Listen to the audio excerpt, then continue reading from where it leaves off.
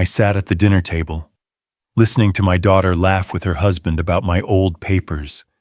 They thought I was too blind, too weak to notice, that night. I opened my deposit box, expecting to see the records of my life's work. $30 million saved through sweat and sacrifice. Instead, there was only a dusty envelope, light as air, heavy as betrayal. For a moment, my heart sank. The daughter I had raised, the child I had worked double shifts for, had stolen it all. But what she didn't know was that I still held something she could never erase. Proof. And when I chose to reveal it, her world would shatter before mine did. Stay with me to hear how this all unfolded. And comment the city you're watching from. I want to know how far my story reaches. The clinking of glasses and soft hum of conversation should have been comforting that evening.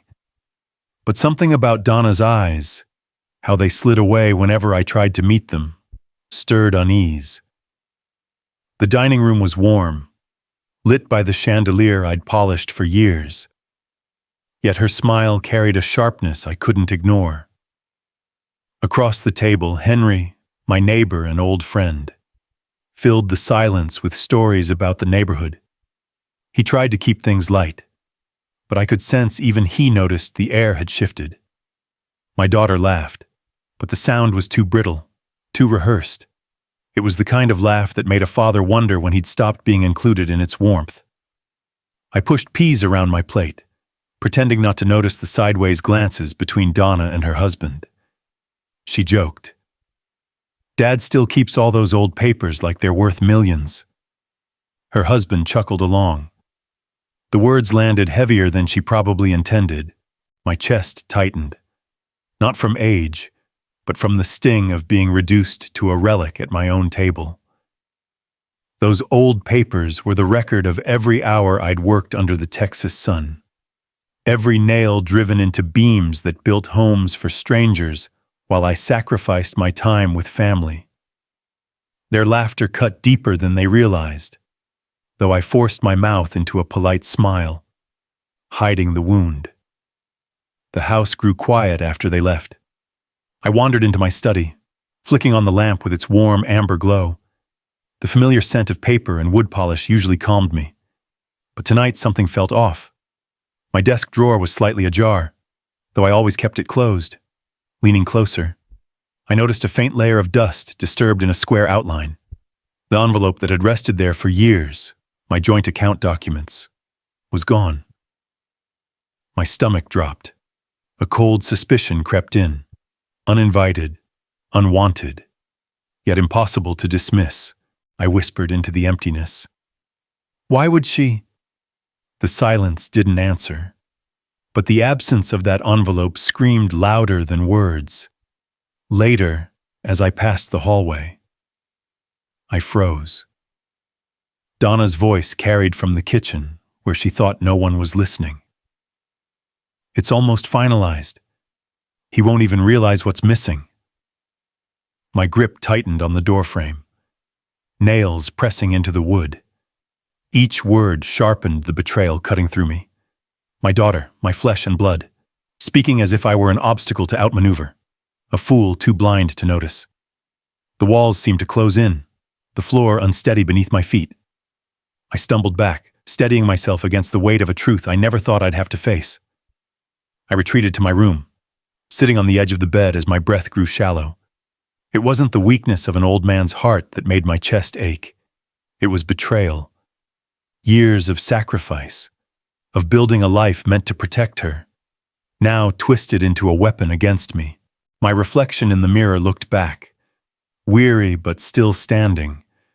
Betrayal had aged me more than the years ever could. As dawn threatened the horizon, resolve replaced despair. I dressed slowly, each button fastened with trembling hands, not from frailty but determination. The only way to know for sure was to confront the truth directly. I grabbed my keys, the metal cold in my palm, and stepped out into the crisp Houston air. The steering wheel quivered beneath my grip as I drove toward the bank. Each red light stretched into an eternity. Each passing car a reminder that the world kept moving even as my own seemed to unravel. My hands shook not from fear of what might be missing, but from knowing deep down the life I thought I had with my daughter may already be gone. The words repeated in my head like a cruel echo. He won't even realize what's missing. But I realized, and I prayed I was wrong. The morning sun cut through the haze over Houston as the car rolled into the bank's parking lot. Hands gripped the steering wheel tighter than they should have. It wasn't the stiffness of age, but something heavier, fear. Each step toward the double glass doors felt deliberate, like crossing into a truth better left untouched. Inside, the cool air smelled faintly of polish and paper. A clerk at the counter looked up, her smile polite. "Practiced." "Mr. Branson, good morning.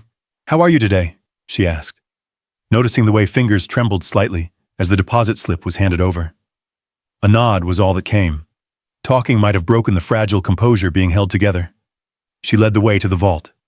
Every click of her heels on the marble floor echoed louder than it should have. The metal doors swung open, and the scent of cold steel filled the narrow hallway. She stopped, gestured. "Box number 317. The small key felt heavier than expected as it slid into the lock. When the box was pulled from the shelf, its weight, or lack of it, hit first. This wasn't right.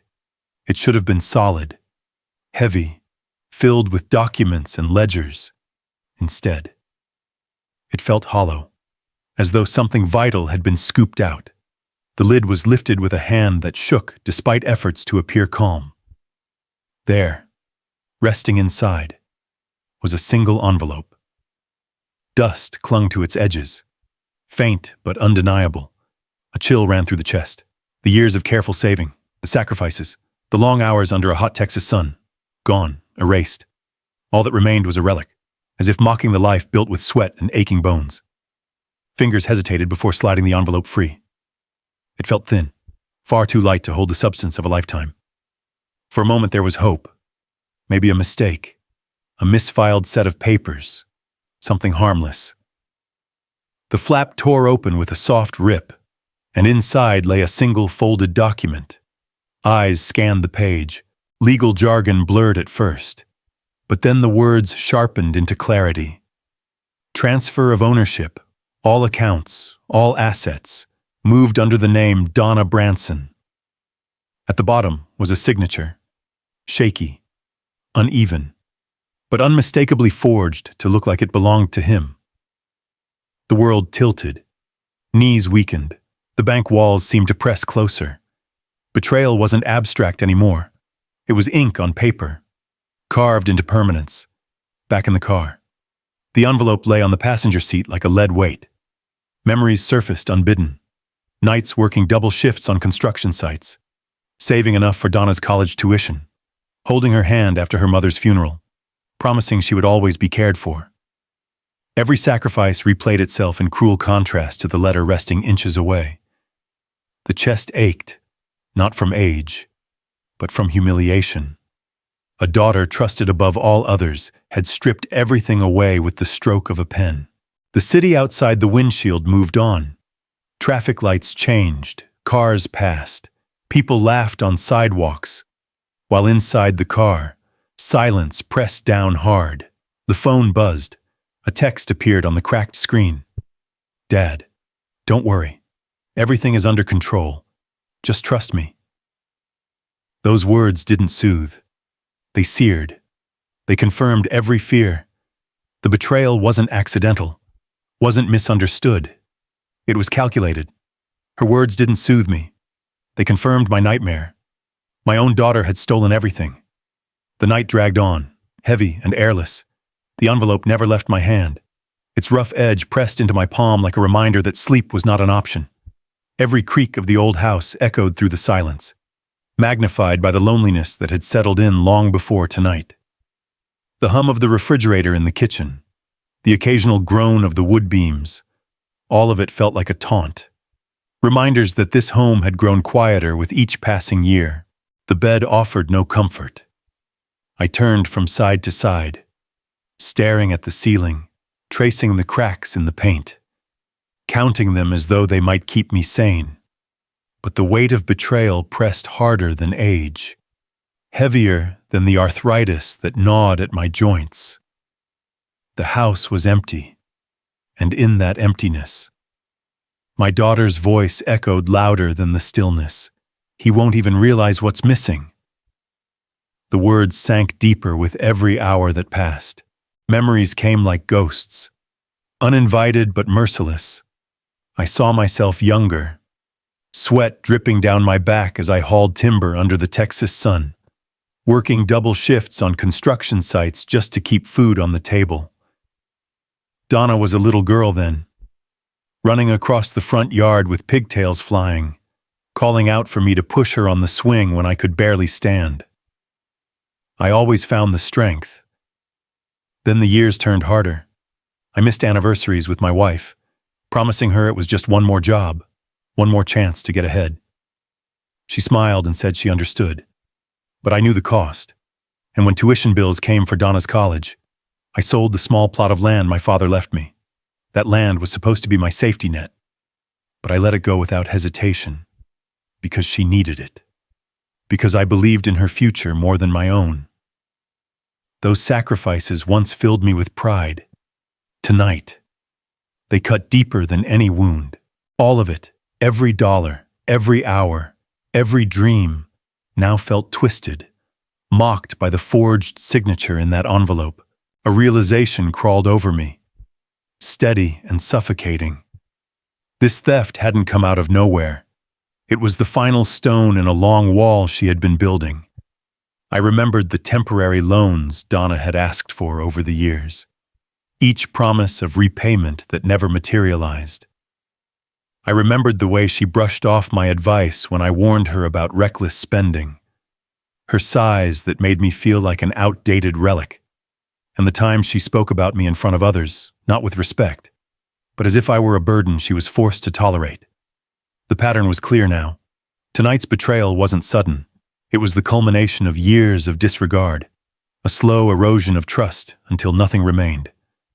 My life's work had been siphoned away piece by piece, and I'd been too blind or too willing to see it. Anger rose inside me, sharper than grief. The sorrow of the past few days began to harden into something else. A man can endure only so much before the wounds stop bleeding and start burning. I pulled myself out of bed before the sun rose. The old oak desk in the corner of the room had been with me longer than most people in my life. I opened a notebook, the leather cracked with age, and let the pen rest in my hand. The words came slowly, shaky at first, but they steadied with each stroke. If I stay silent, I disappear. That single line stared back at me, more powerful than anything I'd said in years. I would not confront Donna, not yet. Confrontation without proof would only give her time to twist the story, to paint me as a confused old man. No, silence would be my ally now, not my weakness. I had to gather evidence, build my case, find the truth behind every shadow. For the first time since this nightmare began, despair loosened its grip and something stronger took its place. Resolve. Dawn slipped in through the blinds, streaks of pale gold cutting across the room. Just as the light reached my desk, the phone rang. The sound startled me more than it should have, my heart racing as I reached for it. "Leroy," a voice said, heavy with unease. It was Gregory, an old family friend I hadn't heard from in weeks. His tone carried something I couldn't ignore, a mix of worry and urgency. "There's something you need to know about Donna's plans." My grip tightened around the phone, the envelope still resting under my hand. Fear didn't come this time. Instead, there was a steady readiness in my chest, the kind of feeling a man gets when he finally knows the fight is unavoidable. For the first time, I wasn't afraid. I was ready to listen. The phone was still warm in my hand after Gregory's call.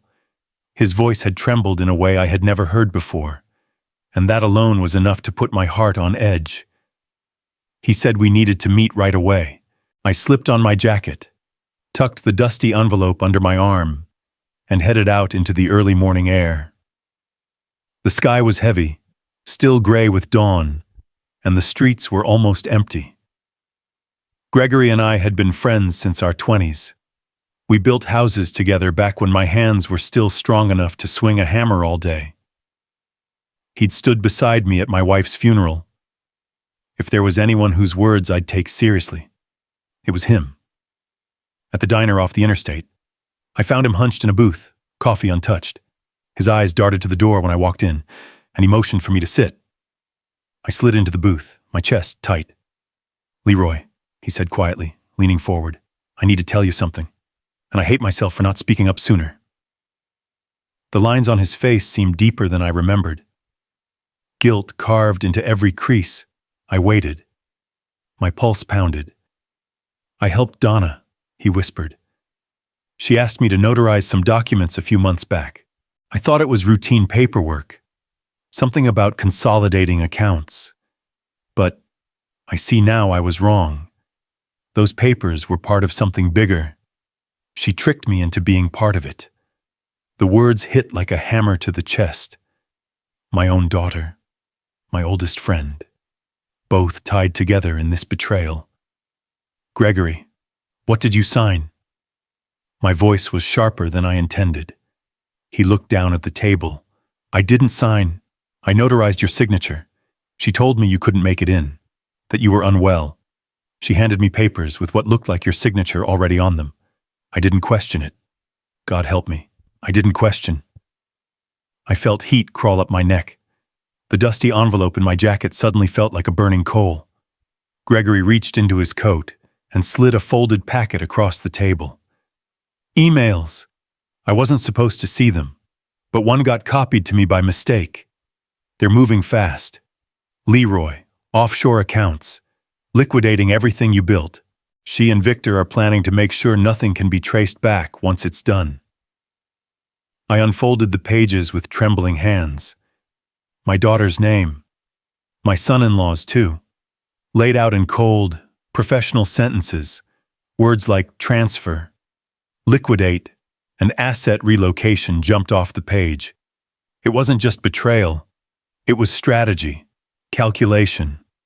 My child wasn't just careless or greedy. She was deliberate. I leaned back, staring at the ceiling for a moment, then met Gregory's eyes. "She thinks I'm weak. She thinks I'll sit quiet, fade into the background while she erases me." My voice felt stronger than it had in days. "She's about to learn how wrong she is." Gregory nodded, shame heavy in his gaze, but also relief. "Whatever you decide, I'll stand with you." I slid the papers into the envelope and stood. "You already have, by telling me." The drive back home was long and silent. My hands gripped the steering wheel tight, not with fear anymore, but with resolve. For the first time, I wasn't just reeling from betrayal, I was preparing for battle. When I reached my driveway, the phone buzzed in my pocket. A voicemail from Donna. I pressed play. "Dad," her voice said smoothly, calm as ever. "I need you to sign something this week. Don't delay, it's important." Her tone was sweet, almost affectionate, but now I could hear the edge of manipulation behind every syllable. I pressed play again, letting her words wash over me. For the first time, I wasn't the one in the dark. The morning felt heavier than usual, the kind of weight that pressed against the chest before a storm broke. Gregory's words from the diner still echoed, and the papers he'd slipped into my hand were spread neatly on my desk. I'd read them over more times than I could count. Each line of text cut deeper than the last. But they also gave me clarity. If Donna came with her folder, I'd be ready. No more pretending. No more silence. I straightened the stack of documents, adjusting the edges until they aligned perfectly. It wasn't about tidiness. It was about control, something I had so little of left. Every time I glanced at those emails, the pit in my stomach tightened. But this time I didn't feel powerless. I felt steady, like a man anchoring his feet before the wave hit. The knock at the door came right on cue. My daughter had never been one for patience. "Dad?" Her voice was light, almost rehearsed. "It's me." I opened the door to find Donna standing there with a leather folder tucked under her arm. She smiled, but the corners of her eyes didn't move. It wasn't warmth, it was calculation. "Morning," she said, stepping inside without waiting for an invitation. She set the folder on the table and slid into the chair across from mine. Like it was her office and I was the visitor. She tapped the folder lightly with her manicured nails. "Just some routine paperwork. Nothing complicated. You'll need to sign a few things so everything stays in order." The words rolled out smooth. Practiced. I stared at the folder but didn't reach for it. "What exactly am I signing?" My tone came out flatter than I intended, but it carried enough edge to make her blink. Her smile faltered for half a second before snapping back into place. "Dad, it's just standard stuff. Legal upkeep. You don't need to worry about the details. That's why I'm here, to handle things for you." The way she said "for you" made my blood warm. For years, everything I had built was supposed to be for her. And now she stood there asking me to erase myself from it. "I see." I reached forward, but instead of grabbing the pen, I pushed the folder back toward her. "I'm not your signature machine." Her eyes widened, caught off guard. "What's that supposed to mean?" she asked, her voice sharpening. "It means I know what you've been doing." My voice steadied as I leaned back in the chair. You took something from me already. You won't do it again." The room seemed to shrink. Donna's jaw tightened, and for the first time her polished exterior cracked. "Dad," she snapped, "you're imagining things. You're letting paranoia get the better of you. You're not thinking clearly anymore. Age does that." The words stung, but not the way she intended. Instead of making me doubt myself, they made me sharper. "Clarity sharpens with betrayal," I said quietly. She froze, for a long moment. The only sound was the ticking of the wall clock. "You've been talking to someone," she accused, her voice lower now, dangerous.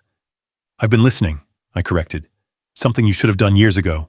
Her face twisted, all pretense gone. She shoved the chair back, the legs scraping hard against the floor. "Fine. If you don't want to cooperate, then don't. But don't expect me to pick up the pieces when everything falls apart." She snatched up her purse and stormed to the door. The slam rattled the picture frames on the wall, leaving the house echoing with her fury. I sat there a moment, breathing slow, until my gaze fell back on the table. The folder she had brought lay abandoned, for someone so intent on control. She had been careless. I pulled it toward me, fingers trembling just slightly. When I flipped it open, the world seemed to tilt. Inside was a bank statement, my name at the top, but the balance near zero. The numbers blurred as I read them again and again, disbelief giving way to cold certainty. She wasn't just taking from me, she was draining me dry. I pressed my palms against the table, steadying myself as anger burned into resolve. She thought I'd cave. She thought I'd sign my life away with a shaky hand. But Donna had forgotten one thing. I wasn't finished. The numbers told a story she wanted to hide. And now, I had proof she'd left in her own arrogance. The folder closed with a snap, the sound loud in the empty room. For the first time in years, the fear that had clung to me like a shadow felt thinner. The battle wasn't over. It was only beginning. The house was silent, but my mind wasn't. I sat at the desk with Donna's abandoned folder open in front of me, the lamp throwing a weak yellow light over the papers. Sleep was out of the question. Every line, every number, every withdrawal stared back at me, daring me to admit what I already knew. Donna had been draining me piece by piece, and I had been too blind, or maybe too trusting, to see it. The numbers didn't lie. Monthly withdrawals marked under my name, large amounts disappearing into accounts I didn't recognize. She had been careful, spreading them across different institutions, but the pattern was there. The realization settled over me with a kind of clarity I hadn't felt in years. This wasn't carelessness. It was design.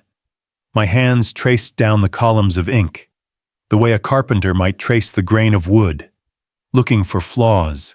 Each missing dollar represented not just money, but decades of sweat, of standing in the Texas heat to lay foundations for homes other families would live in. Now, my own family was tearing my foundation out from under me. I kept going, deeper into the folder, until I saw it, a set of documents stamped with a notary seal. My name was printed across the top, bold and official, at first. My stomach dropped. Had I somehow signed something without remembering? Old age playing its tricks? But then my eyes landed on the signature. My name scrawled in uneven strokes, like a child imitating handwriting. It wasn't mine. I'd signed my name thousands of times on contracts, permits, checks. I knew the way my hand curved, the steady pressure of the pen. This wasn't it. This was a theft dressed up as formality. The papers trembled in my grip, not because I was weak, but because I was furious. Controlled, focused fury, the kind of heat I hadn't felt since my younger days, when a man looked me in the eye and tried to cheat me on a job site. Only this time, it wasn't a stranger. It was my own blood. I needed someone who could confirm what my gut already screamed. That afternoon, I drove across town to Linda Green's office. Linda had been a friend to my late wife, a lawyer who'd handled some of our estate planning years ago. She looked surprised to see me at her door, but her face softened when I stepped in. "What brings you here, Leroy?" she asked gently, ushering me into her office lined with books and case files. I placed the folder on her desk. "I need you to look at these. Tell me I'm not crazy." She adjusted her glasses, flipping through the papers with a practiced eye. Her brow furrowed deeper with each page. Finally, she laid the documents flat, tapping the forged signature with her pen. "This isn't your hand," she said firmly. "It's a forgery, no question." The words hit like a hammer. Proof. Not just suspicion or paranoia. Proof. Her eyes lifted to mine. "If she's already moved the assets, you don't have much time. Once money goes offshore, it's a long battle to trace it back." I leaned back in the chair, the weight of it all pressing into my chest. But for once it didn't break me. Fear was there. Yes, but so was something sharper. Resolve. "I need you to start tracing every transaction," I told her quietly. "But she can't know I've been here. Not yet, as far as Donna's concerned. I'm still in the dark."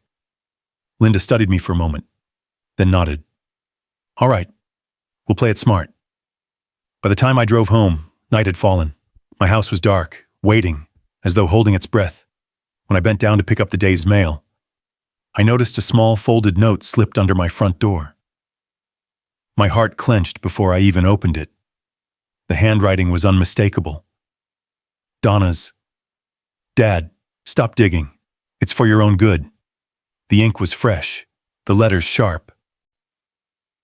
I didn't mention Linda, or the forged signatures, or the way the numbers had marched out of my accounts like soldiers obeying the wrong flag. Let her believe I was still shuffling in the dark. Aunt May's bungalow sat off a tree-lined street the city hadn't managed to ruin yet. Azaleas flared against the iron fence, bright as sirens. Inside, the air smelled of lemon polish and baked ham. Family lined the living room like a panel. Cousins on the couch. May in her wingback. Donna beside the mantel with a neat folder tucked under her arm. Her husband lurking 2 steps behind. Their faces were careful, polite, distant. The way people sit at church when they think a confession is coming from someone else. "Thanks for coming, Dad," Donna began, soft as a nurse. She set the folder on the coffee table and slid out a stack of papers, already tabbed, already highlighted. "We're worried about you. There have been confusing transfers. We think you approved things you don't remember." A low murmur rolled through the room. She had rehearsed this. It wasn't a conversation. It was staging. I took a seat opposite and let the pages float toward me. On top, a letter with my name. Language about asset reallocation for elder care. My signature clumsy and swollen. The notary stamp crisp as winter. Beneath it, a timeline of withdrawals, each one annotated, per client instruction. Farther down, a staffing note from a bank manager I didn't know, claiming I'd visited on dates I could account for elsewhere. Dentist receipts, a VFW breakfast, a check-in with Henry about his fence. Donna's voice lowered. The way people speak around newborns and old injuries. Dad, you told me to streamline things. We did, together. I know your memory slips. There's nothing to be ashamed of. Heat pricked the back of the neck. The old contractor's anger, but it stayed leashed. I set the pages back on the table like fragile glass. You're saying I asked for this? You did, her husband cut in. Too quick. You said you wanted Donna to handle everything before it got too hard. Eyes moved to me, then away. Even May wouldn't hold my gaze. It wasn't their words that stung. It was the quiet. A silence that took her side without speaking. That's the coldest betrayal, when family doesn't argue, only lets you stand alone under the lights. I breathed once, twice. All right, I said, my voice steady. Let's clear one thing. I did not sign these. Donna leaned forward, expression shifting, soft mask slipping by degrees. Dad, please, this is why we're here. You're confused. It happens. Confused. The word hung between us like mildew. I lifted the second page, studying the loops of the forged signature, then slid the paper toward the light until the fiber caught just so. You see that stroke on the B? I asked no one in particular. I broke that habit years ago after a foreman copied my name on a delivery. Old dog learned. This hand didn't. A cousin shifted. Uncomfortable. Donna's jaw twitched, then smoothed. This isn't a courtroom, she said. Pleasant again. It's family. Family, I repeated, tasting the word. Then family should hear me plainly. I sat back, folded my hands, and felt the old calm come on, the kind that settles when a beam is about to take weight, and you know the joists will hold. Truth doesn't need shouting. Time will show who's lying. Her husband laughed once, a clipped sound. So you're accusing your daughter of, what, fraud? I didn't answer. I didn't have to. The papers answered for me, and so would other papers, soon enough, instead. I looked at May. You remember the day I poured your driveway? I told you to trust the cure time. Rushing only weakens the slab. May's fingers worried her handkerchief. I remember. Good, I said, rising. Let's give this some cure time. Donna's eyes flashed. Dad, sit down. No, I said, not unkindly. I've sat plenty. No doors slammed, no voices rose. I simply left, stepping past the azaleas, the bright petals brushing my sleeve like warnings. The afternoon sun felt hotter than it should, as if Houston had decided to skip spring and fall straight into July. In the truck. Hands rested on the wheel until the pulse settled. She had tried to box me in with paper walls and soft accusations. She had turned the room against me with a few careful words and a performance of concern. But concern doesn't forge a signature. Concern doesn't empty an old man's accounts. Back home. The house greeted me with that same watchful quiet. I hung my jacket, then paused. A tick of sound, so faint it could have been the refrigerator fan or a clock I didn't own. I stood very still and listened the way you listen for a leak behind drywall. There it was again. A thin electronic click. I followed it to the living room, to the bookshelf where the wedding photo sat. A younger me. A younger woman. The sun alive on her veil. The sound was just left of that. I slid my fingers along the molding, then under the lip of the shelf. Something met my touch. A small square of plastic with a mesh dot. I pried it free. A tiny recorder. Black, cheap, hungry for words. The room seemed to tilt, not content to take the money. She wanted the thoughts too, wanted to turn my own sentences into weapons. I turned the device over in my palm, thumb covering the lens I couldn't see. For a long moment, there was only the thud of the heart and the whisper of the air vent. Then the anger cooled into something steadier. If she wanted to listen, I'd give her something to hear. If she wanted a cage, I'd show her the door was never locked. I slipped the recorder into an envelope, labeled it with the date, and set it beside Donna's abandoned copies, building my own quiet pile of truth. My home had become a trap. Yes, but traps teach you where the pressure points are. And once a builder knows the weak points, he doesn't panic, he plans. I held the tiny device in my hand, realizing my own home had become a cage. Cages only hold a man if he forgets he has the key. That thought sat with me through breakfast, through the quiet ritual of washing a single plate and a single cup, through the way sunlight cut a clean stripe across the kitchen tile. Around 10, the phone buzzed. Donna's name, a cheerful voice, as if none of the last days had happened.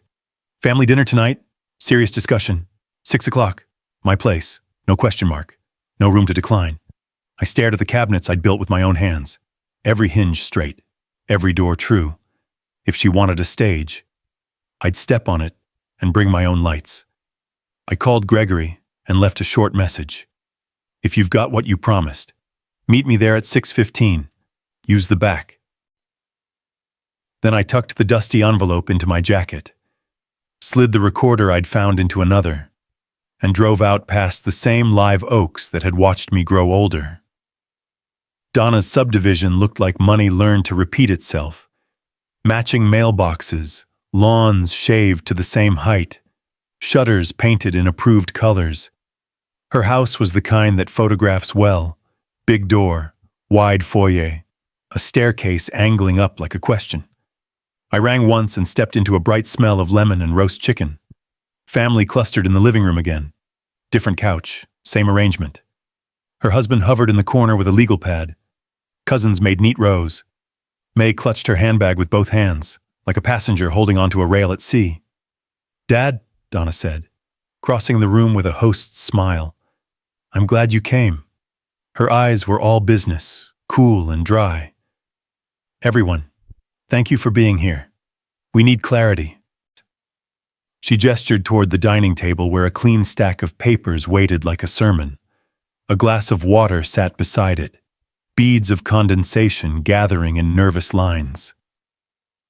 She began with a sigh made for an audience. "My father has been under so much stress. He's said things he doesn't mean, made accusations. I've tried to help him manage everything, but it's tearing the family apart." A hand drifted to her chest, just shy of melodrama. "I don't want to lose him to confusion." There it was, the performance, full and polished. She lifted the top document. "Here are updated authorizations he signed, dated, notarized. He asked me to consolidate investments so bills would be easy. I've covered so much out of pocket the last year." Her voice softened on those words, like a mother patting a fevered child. Heads nodded. A cousin made the sympathetic face people practice in bathroom mirrors. Outrage is a hot thing. It burns quick and bright and then leaves you tired. I let it pass. The way a man lets a summer storm pound his roof because he knows the roof is sound. She pushed a pen across the table toward me. "Dad, if you'll just initial these corrections, we can end the confusion today." I didn't touch the pen. "You rehearsed that," I said, not loud. "It's a good speech, but it's missing a page." Her smile thinned. "Please don't do this." "Do what?" I asked. "Tell the truth?" She lifted her chin, and the soft tone hardened. "Folks, this is what I've been dealing with. Hostility, suspicion. He thinks I'm stealing from him. He thinks we're all conspiring." She turned to May. "Aunt May, you saw the mail he misplaced. It's not his fault. He's overwhelmed." May opened her mouth, closed it. The room's air pressure changed. Subtle, but real. People leaned away from me the way they lean from a lit burner. I reached into my jacket and set the dusty envelope on the table. Dust still clung to the flap like ash. Here's what was in my deposit box yesterday instead of my ledgers. I said, inside. A transfer to your name with my signature, only it's not mine. Her husband stepped forward. You're misremembering. Stress does that. Stress didn't change my handwriting, I said. Stress also didn't put a recorder in my living room. I placed the little device beside the envelope. A tiny gasp rippled through the cousins. Donna didn't flinch. That kind of poise is learned. For a heartbeat, the room balanced on a knife. Then the doorbell rang. Donna's husband took a step, but I was faster. I've got it. I opened the door to Gregory, hair damp from a hurried shower, a manila folder under his arm. He didn't greet anyone. He just pressed the folder into my hand and murmured, prints, headers, the full chain. Keep your voice low. I brought the folder back to the table and flipped it open. Screenshots, email threads, bank confirmations with IP addresses, a draft message from Donna's husband to a broker about timing the liquidation before end-of-quarter reporting, a reply mentioning an offshore account, masked numbers that matched the pattern Linda had circled yesterday, an internal memo about elder authorization templates with my name already filled in. Silence spread, slow as oil. The papers didn't shout. They didn't need to. They just lay there and told the room how things were. Donna recovered quickly. Good performers do. I've never seen those, she said, voice flat. Anyone can fake emails. Maybe, I said, but the bank can verify IPs, and Linda can depose your notary. And this device? I tapped the recorder. This will show who touched it and when. I didn't add that Linda had already advised how to preserve prints. I didn't have to. May found her voice at last. The gentle Texas lilt turned brittle. Donna, honey, what is all this? Donna's eyes never left mine. A setup, she said. He's angry I took responsibility, and now he wants to punish me. I looked past her to the staircase, to the framed school pictures of children who bore pieces of my face. Quiet settled in my chest like a foundation stone. Punishment is loud, I said. This is quiet. This is accountability. I set a printed email where everyone could see the subject line. Moving father's accounts before he notices. You wrote this 3 months ago. Color left her face in a single wave. Her husband started to speak. She cut him off with a small flick of her hand. You don't know what raising kids cost. What keeping this family afloat cost me when you checked out after Mom died. Truth has edges. It cuts both ways. You're right, I said, soft. Grief made me slow. It didn't make me sign away $30 million. It didn't make me plant a microphone in my house. I turned to the room. You've been asked to choose between a tidy story and an uncomfortable truth. Choose the truth. I will pursue this through the proper channels. I won't shout. I won't threaten. I will document, file, and follow through. A cousin stood, then sat again, eyes wet. May dabbed her cheek. Someone in the back whispered, Lord help us. The way church folks do when the hymn book won't cover the noise. I gathered the papers into an ordered stack. Years on job sites taught me that chaos is a liar. Order is where strength shows itself. This ends the guessing, I said. It begins the accounting. Donna stepped close enough that only I could hear her. The room buzzed with murmurs, questions, the scrape of a chair. Her breath smelled faintly of mint. You'll regret this, she whispered, each word polished smooth. You don't know who you're dealing with. Her smile was gone, and in its place was a promise of war. The morning after the storm at Donna's house felt strangely quiet. Sunlight streamed through the blinds, but it did little to warm the heaviness that settled in my chest. My phone buzzed constantly on the nightstand. Some relatives called to apologize in hushed voices, admitting they had been too quick to believe her side. Others stayed silent, their absence louder than any words. The family, once a single tree with roots intertwined, now stood splintered. I listened carefully to each voice. One cousin whispered she believed me, though she couldn't say it aloud in front of Donna. Another simply said, "Take care of yourself, uncle," before hanging up without explanation. Their words were like pebbles dropped in water, small, but each ripple reminded me how deeply betrayal can fracture blood ties. By mid-morning, my niece showed up at my door. Her face looked drawn, her eyes restless. She confessed in a low voice that Donna had been pressing everyone for loyalty with promises and threats. She said anyone who sides with you risks losing out when she controls the estate. The words stung, but they also opened a crack of light. Not everyone bought into her scheme. Some were beginning to see through the mask. That small flicker of truth gave me a cautious hope. Still, Donna wasn't finished. That afternoon, at a community event where neighbors gathered, she spotted me across the room. Instead of turning away, she marched straight toward me. Her voice rose sharp and biting, accusing me of paranoia, of confusion brought on by age. "He doesn't know what he's saying anymore," she declared loudly enough for everyone around to hear. But something in her delivery betrayed her. Her tone wasn't gentle or concerned. It was cutting, shrill. Neighbors exchanged uneasy glances. I stood still, my silence a mirror reflecting her fury back at her. For once, the crowd didn't seem to side with her. Whispers circled, not about my supposed confusion, but about her loss of control. Her own words had betrayed her.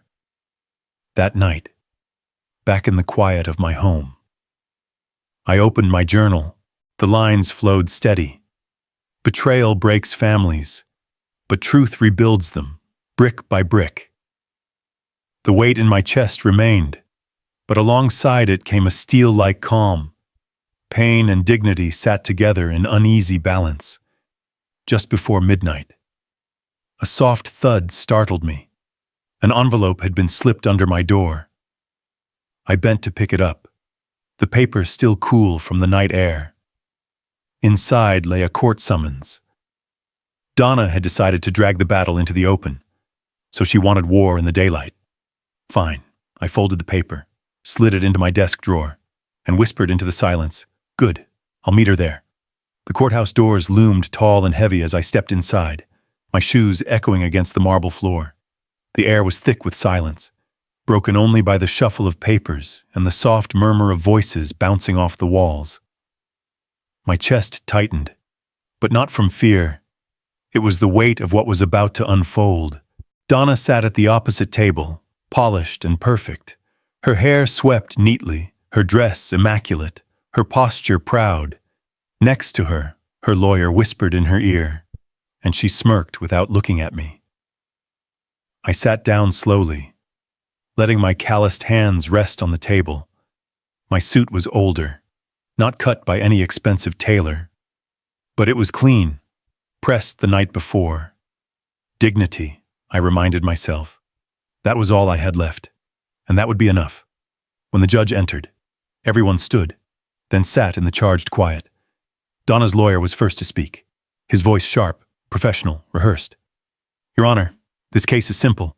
My client is deeply concerned for her father, Mr. Branson, whose declining mental state has led to poor financial management. He is vulnerable, unable to handle his affairs responsibly, and for his safety, we request legal guardianship and full control over his estate." The words cut like knives, slicing into the very core of who I was. Senile, incapable, vulnerable. He spoke them so easily, as if decades of sweat and labor could be erased with a few cold phrases.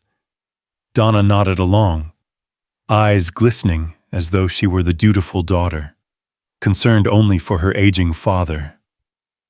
Heat rushed through me, a mixture of humiliation and fury.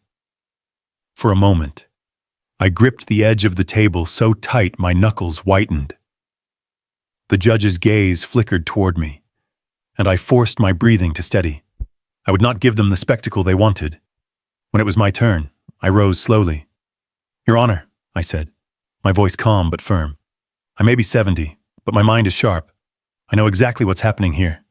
I laid out my evidence, bank statements, notes I had kept for years, receipts tucked away with meticulous care. Each one showed consistency, planning, and clarity. I spoke of my daily routines, my finances, my independence. I told them of the construction jobs I had managed long past retirement age, of the journals I kept to track every expense down to the penny. My words were not fiery, they were steady, anchored in truth. Donna's lawyer tried to interrupt, waving off my records as irrelevant anecdotes. But the judge leaned forward, his expression measured, his eyes narrowing ever so slightly. He wasn't convinced by her performance, not entirely. And then, just as I thought the balance might shift, the doors at the back of the courtroom opened. Gregory stepped inside. He looked older than I remembered, his frame stooped but steady, his eyes avoiding mine as he approached the stand. "I'd like to testify," he said quietly. Donna stiffened, her hand gripping the edge of the table. Her lawyer protested, but the judge allowed it. Gregory raised his right hand, swore the oath, and began to speak. He told the court how he had once helped Donna with documents. Unaware of the larger scheme, he confessed he overheard conversations, Donna and her husband plotting to move money offshore, laughing about how easy it was to handle the old man. His voice trembled with guilt, but his words were clear. A ripple moved through the courtroom. People shifted in their seats, whispers rising like wind through dry grass.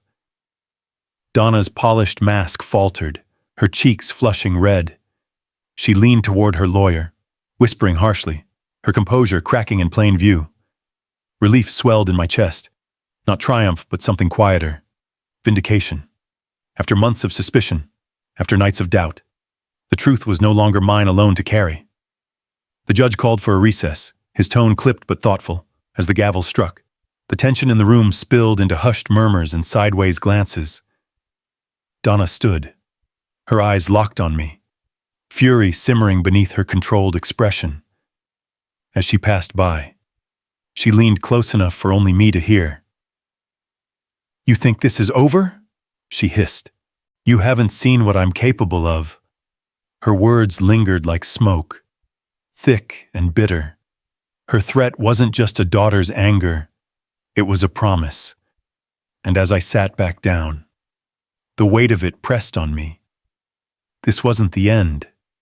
The battlefield was only shifting. The drive home from the courthouse was a blur of traffic lights and tired breath. My hands rested heavy on the wheel, but pride carried me more than strength. For the first time in years, I had stood up in a room where my own daughter tried to bury me, and I hadn't flinched. Yet her cold whisper, "You think this is over?" still rang in my ears like a storm warning. The house greeted me with silence. I sank into the old armchair by the window, shoulders aching from more than just age. Pride and dread mixed in my chest. The courthouse fight wasn't the end. It was only the beginning. The first sign something was wrong came when I noticed the study door. I never left it ajar. A draft slipped through the gap, and the faint smell of dust told me the room had been disturbed. Stepping inside, I saw my desk papers shifted, drawers nudged out of line. Then my eyes fell on it. The envelope, that dusty thing that had started it all.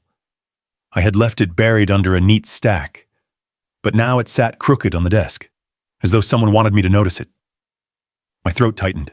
Someone had been here. When I picked it up, the paper felt oddly thick, running my fingers along the inside. I caught the edge of something folded small, a note, wedged deep, overlooked until now. My breath stalled as I unfolded it. The words were blunt. "The property wasn't hers alone. We agreed years ago. You signed more than you remember." The handwriting was old, not Donna's. Recognition hit like a blow. It belonged to Roy Turnbull, the friend I'd trusted for decades. My chest burned. This wasn't just Donna's greed. There had been deals beneath the surface all along. The phone rang near midnight. Roy's voice cracked through the line. Too casual, too rehearsed. He asked about court, about Donna, circling but never landing. Every word tightened the knot in my gut. "Roy," I asked, keeping my tone steady, "how much did you tell her?" The pause on the other end said more than any confession. He dodged, said we'd talk another time, then hung up. My hand trembled as I set the receiver down. A lifetime of trust, now soaked in doubt. Betrayal from a daughter was one kind of pain. Betrayal from a friend who had stood at my wife's funeral, held my shoulder, whispered brotherly promises. That was a different wound, deeper, almost unspeakable. A creak outside the window snapped me from thought. Leaning close, I caught the shadow of footsteps retreating into the night. When I slid the window open, a scrap of paper fluttered against the sill. The scrawl was rushed, but the meaning sharp. Drop the fight or lose everything. The ink was still damp. My heart pounded, not from age, but from the weight of what I now understood. This was no longer just about money, no longer about signatures on paper. That night, I realized survival itself was on the line. The night felt longer than any before it. My house, usually so quiet, hummed with the weight of everything that had been done to me. For a fleeting moment, I thought about giving in, letting Donna and Victor keep what they had stolen. Maybe that would bring peace. But then I remembered my wife's voice, her reminder that dignity is worth more than money, that a man must leave behind more than silence. Morning light cut across the kitchen table where I sat, and with it came resolve. I wasn't finished. Gregory arrived unannounced, his shoulders heavy, but his eyes carrying something different. Courage. He laid a thick folder on my table. His hands shook as he spoke. "Leroy, I should have given this to you sooner. I was scared, but not anymore."